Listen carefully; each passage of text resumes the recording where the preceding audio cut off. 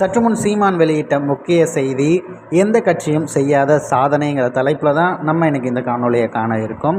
ஏற்கனவே நாம் தமிழர் கட்சி பல சாதனைகளை தமிழ்நாட்டில் செய்துக்கிட்டு தான் இருக்காங்க. இதுவரை திராவிட கட்சிகள் செய்யாத பல நிகழ்வுகள், பல அரசியலை குறித்தும் தமிழக மக்களில் விழிப்புணர்வை ஏற்படுத்திகிட்டு இருக்காங்க.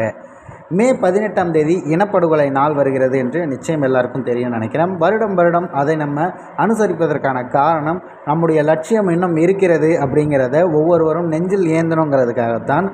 இது எதற்காக அப்படின்னா, அன்றைய தினம் கூடி எல்லாரும் அழுது விட்டு செல்வதற்காக கிடையாது. நம் நெஞ்சில் நெருப்பு பொறியை ஏந்த வேண்டும், மாவீரர்களின் நினைவை நாம் சுமக்க வேண்டும் அப்படிங்கிறதுக்காகத்தான் அந்த நிகழ்வு நடக்கிறது. அதனுடைய கூடுதல் ஒரு நிகழ்வாக, ஈழத்தில் இருந்தால் நாம் என்னென்னவோ செய்திருக்கலாம், தமிழ்நாட்டில் இருப்பதால் அந்த மாவீரர்களின் நினைவாக ஒரு சம்பவம் செய்யணும்னு சொல்லிட்டு சீமானின் அறிவுறுத்தல் பேரில் ஒரு நிகழ்வு நடக்க இருக்குங்க.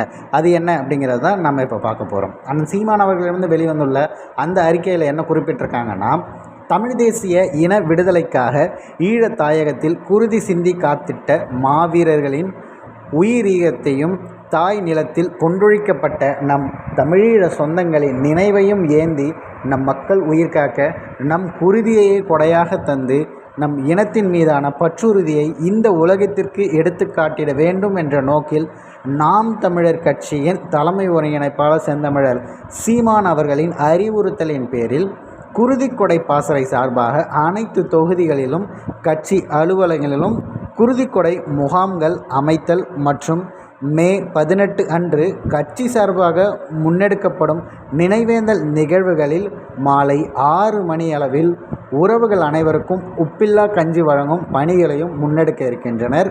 இந்த நிகழ்வில் குருதிக்கொடை பாசறை பொறுப்பாளர்களுக்கு கட்சியின் அனைத்து நிலை பொறுப்பாளர்களும், அனைத்து பாசறைகளின் அனைத்து பொறுப்பாளர்களும், நாம் தமிழர் கட்சி உறவுகளும் முழு ஒத்துழைப்பு தர வேண்டும் என்பதுதான் இன்றைய தினம் வெளிவந்திருக்க அந்த செய்தி.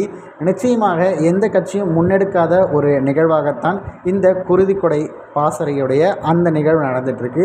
இந்த நிகழ்வு குறித்து உங்களது பார்வைகள் என்னங்கிறத மறக்காம பின்னோட்டத்தில் பதிவிட்டுடுங்க.